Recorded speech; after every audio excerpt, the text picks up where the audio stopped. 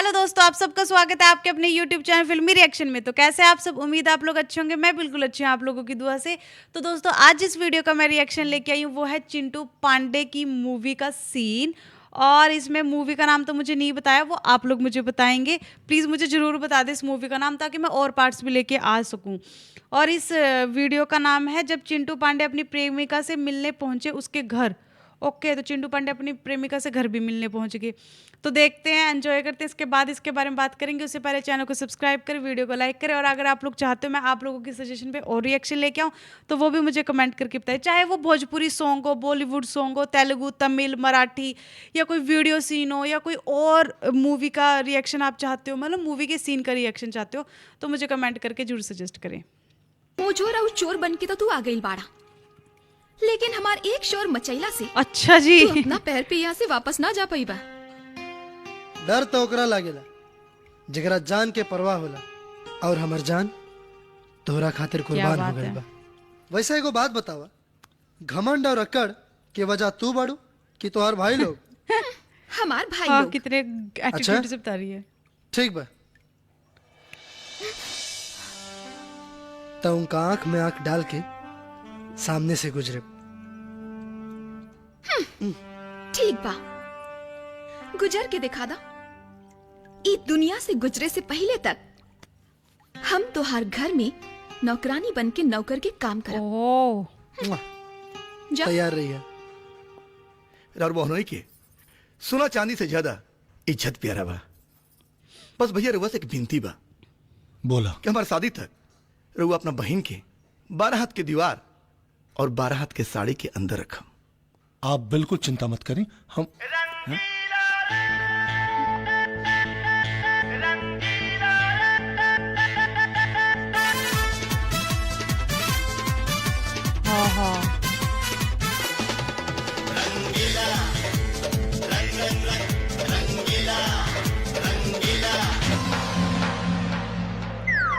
हाँ हाँ, हाँ। कैसे गए बिल्कुल सामने से। बाय द वे, ये के रहे? अरे केहू ना, ऊपर के एसी खराब रहे उहे बनावे आइल रहे। अच्छा, का बोल भैया, का सोचा तनी? ना ना कुछ ना, बस यह सोचत रही कि हम कितना खुशनसीब बाड़ी कि हमरा के रउआ जैसन बहनोई मिलल, जगरा के हमार दौलत ना बहन और इज्जत से प्यार। इतना और बड़प्पन बा। अरे माई, सोच रहे हैं। खाना निकाल, बहुत बड़ काम का क्या आइल बानी। अच्छा जी, ये यहाँ पे भी आ गए फिर। अरे तू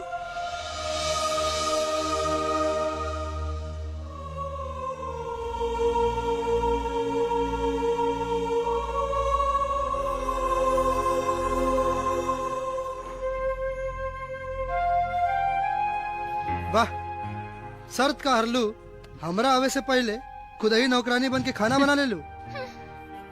राजपूत बानी हम, प्राण जाई वचन ना पर जाए। वचन ना जाई।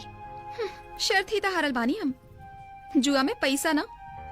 चली खाना खा ली। ए हमर करेजा, तू ही खिया ना दा अपना हाथे से।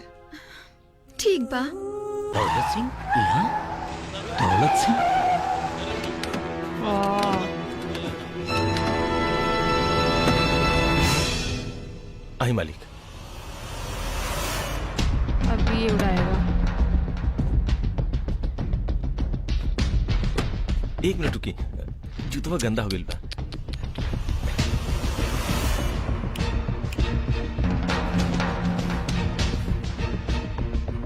ये घर है।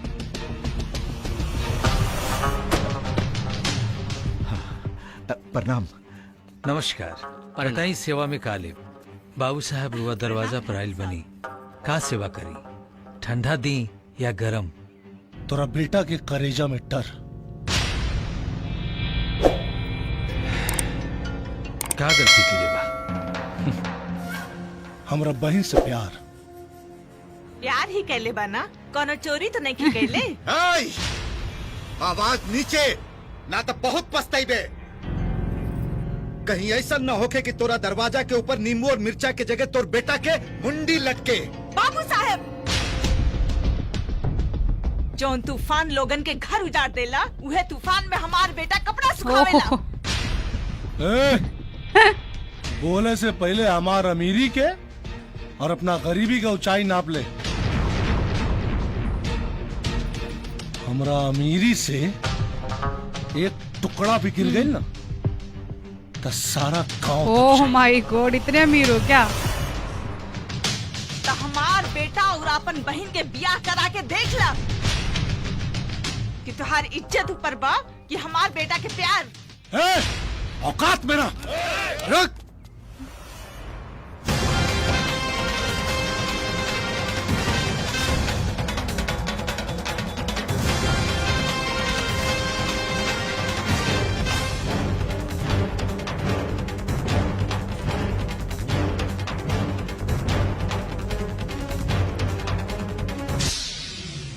पत्थर पीसकर कभी मैदा नहीं हुआ और हमारी माई के केहू छू दे पैदा ऐसा नहीं कोई पैदा हुआ। नहीं हुआ। क्या बात है। ए, तेरी अकड़ मेरे पैरों की धूल। हम राजपूत हैं, ये मत भूल। पूरी डायलॉग बाजी चल रही है भाई। गोली पहले चलाते हैं और कारण बाद में बताते हैं। ओहो, एक minute. Nice, very good, wow, action. चलावा गोली, चलावा हो। इधर चली गोली और उधर पेपर में छपी, तहर बहिन के रिश्ता टूटी, टीवीओ पर चली। ए, चला सन, चला रे। हाँ।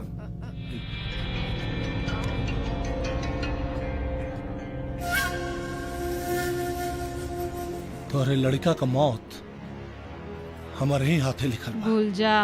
चला रे।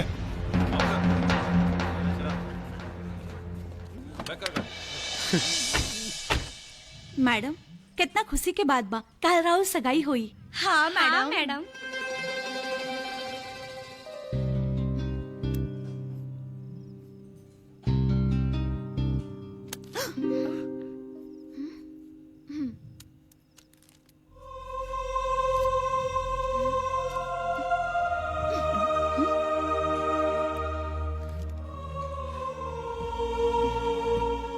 प्रिय रूप की रानी, हम तोहार राजा।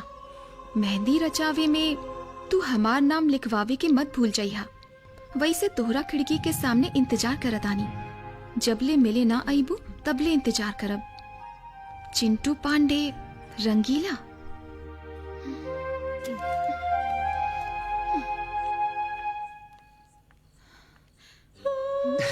हाय।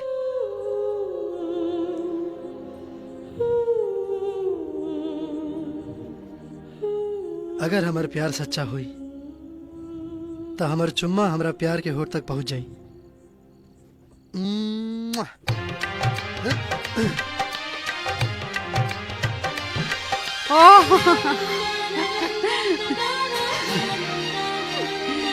तो ये तो बहुत खतरनाक बात हुई कि बलून इतनी मतलब ऊपर भी चला गया और एग्जैक्ट वहीं जहाँ उन्होंने किस करी थी।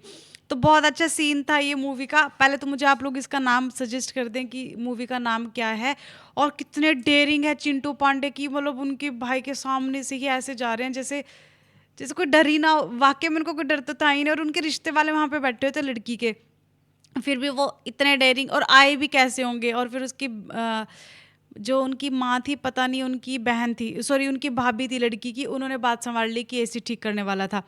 और जब वो कंप्लेन लेके चिंटू पांडे के घर पे आए, भाई साहब वहाँ क्या डायलॉग बाजी चल रही थी। एक कुछ डायलॉग मार रहा है, दूसरा कुछ डायलॉग मार रहा, डायलॉग में लड़ाई बज रही थी।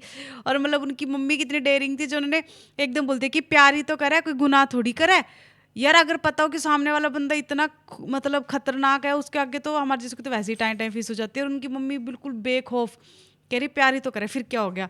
तो मुझे बहुत अच्छी लगी मूवी का सीन, बहुत अच्छा लगा। आप लोग प्लीज़ मुझे कमेंट करके बताएं कि मैं इसका नेक्स्ट पार्ट लेके आऊँ कि ना लेके आऊँ। इसी के साथ मैं इस वीडियो को यहीं पे करती हूँ खत्म। मिलते हैं नेक्स्ट वीडियो में, तब तक के लिए अपना ख्याल रखें। Tata bye by.